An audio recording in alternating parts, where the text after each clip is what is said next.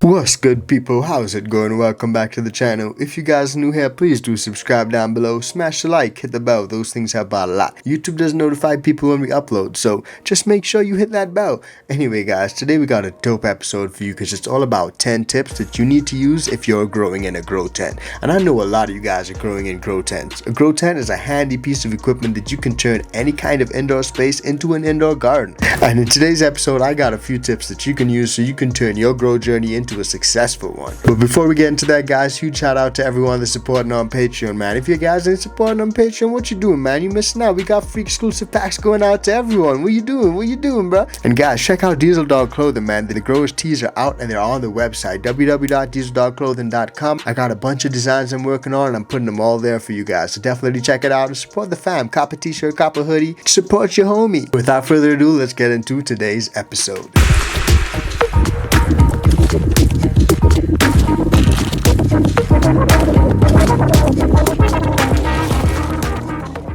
Yes guys, now grow tents are a great way to convert an indoor space into a contained area for year-round gardening. But there are of course a few things that you need to consider if you're growing in a tent. So first off, you gotta choose the best location for your tent. Choose a location that can be dedicated to the tent for at least a few months. This area will require power, it'll require easy access to water, so keep those things in mind. You gotta power the tent and you gotta water your plants. Make sure that the electrical outlet that you choose can handle the demands of the equipment you're using. If you're using like a carbon filter, inline fan, and grow lights, those stuff can pull a lot of watts and you don't want any fire issues. A lot of the times accidents, spills, stuff like that can happen when you're watering your plants, so avoid putting it on carpet or any hardwood floors or anything like that, because that can cause issues further down the line. Now if the location you choose to put your tent is a little awkward or it's just hard to get to, it may become a little bit of an obstacle every day, and that'll sort of discourage you from checking up on your plants as often as you really should, and that's when problems start to arise. Things may come up and you just didn't notice it, and it gets worse and you didn't notice it, and then eventually you're fucked. When you check up on your plants often, you notice things, trust me guys. Now the second consideration, you gotta allow for room in your grow tent.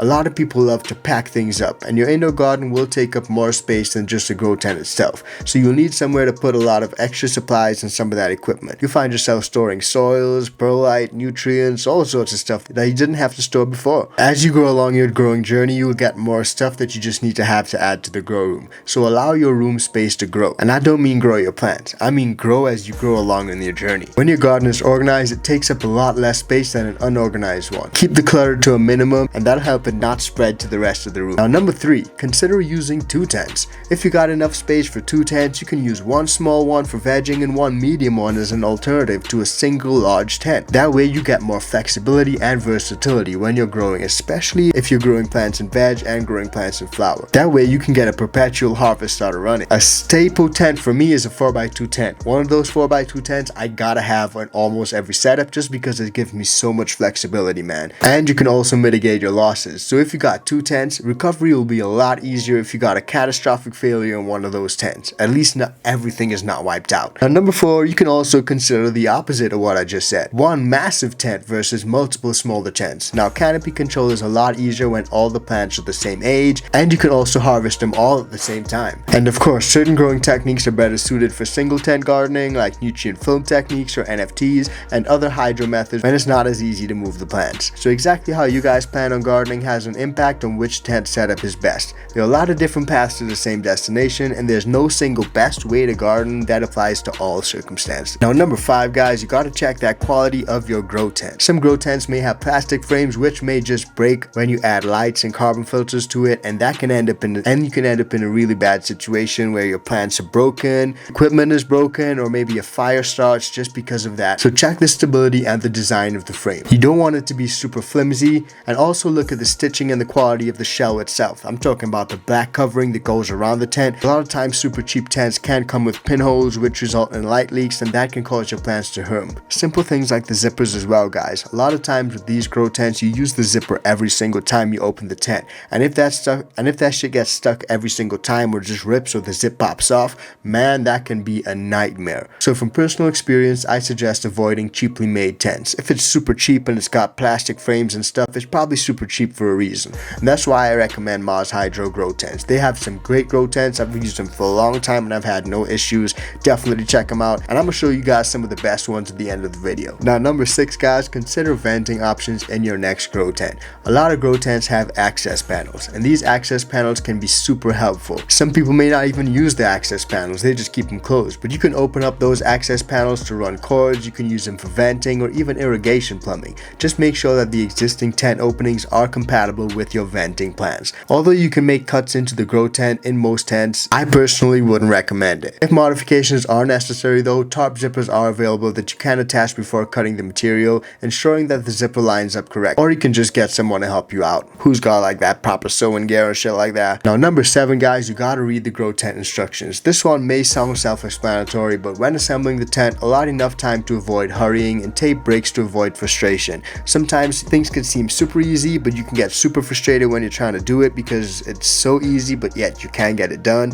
and that results in you forcing stuff, and you can actually cause a rip in the black shell of your tent. Now, that's happened to me. Thankfully, it was at the bottom of the tent, so I did not have any issues with it, but it's just all about being patient. Read through the assembly instructions, form a clear picture of how it fits together, and then attempt the construction. Simple, but saves you a lot of headache in the long run. Now, number 8, guys, you gotta coordinate the lights with the size of your grow tent. This one is super important. You want to match the size of your lighting fixtures to the size of the tent and the tent's cooling ability. If you gotta fit a carbon filter and stuff in there as well, you gotta take that into account as well. A lot of these big lights fill up an entire 4x4 tent from wall to wall, so you just gotta keep that in mind. Now, we all know an underlit tent will not perform properly, but heat and related issues from too much lighting can overwhelm the tent's ability to cool itself, and that can cause stress, stall, or even kill the plants that are inside. The larger the light, the more cooling you need. So always keep that in mind. You gotta cool if you got a lot of light. If you're in a naturally cool place, then you may not have that much of an issue. Now, number 9, guys, you gotta buy some meters. There are a lot of different meters that you can use just to make sure everything is dialed in your setup. A thermometer and a humidity meter will help you determine if the temperatures are too high or if the RH is too high, or if you need to get some more cooling stuff in there just to get the tent cooled down a little bit. If the humidity is too high, condensation at the top of the tent can collect and precipitate onto your light fixtures, and that's not a good thing. High humidity also encourages mold growth. Lower humidity levels may encourage spider mites and plant dehydration. So again, you just want to make sure you're dialed in. So pick up some of those meters. I'm talking little hygrometers, thermometers, humidity meters, simple stuff like that will help you a lot. And last but not least, guys, number 10, pick up some friggin' hangers, man. I'm not talking clothes hangers, but I'm talking carabiners or S-hooks, man. These can be easily attached, they can be moved, you can use them to hang fans, clipboards, meters, lighting equipment, a lot of different stuff. And these come in so handy for me all the time. I got like 50 of them and I use them all the friggin' time, man. And they'll literally just hook around the grow tent like that. Super easy, super simple, and you can hang anything from it, man. So those are 10 little tips that you can use to level up your grow tent and your grow setup. Those are a few things that I've found over time have helped me, so hopefully they help you. So drop it in the comments, let me know if you use any of these tips. If you don't and you got your own tips, drop them in the comments, let me know what those are, because they may help someone else who's tuned in right now. This video is brought to you by Mars Hydro, where they have a variety of grow lights and grow tents for growers of all experience levels. Whether you're a small home grower or setting up a slightly bigger commercial operation, they have the tents and lights for you.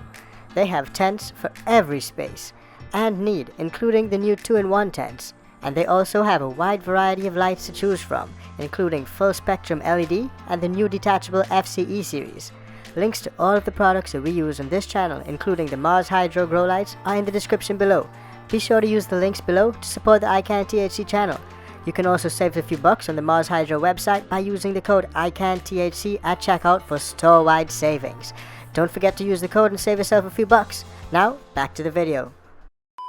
And smash the like button, because that's what it's all about. It's about helping everyone else out. So guys, check out Diesel Dog, cop a Growers Tee, and definitely support the movement. Join up with the VIP Bean Club Patreon fam, man, and we'll see you on the next one. Peace, fam.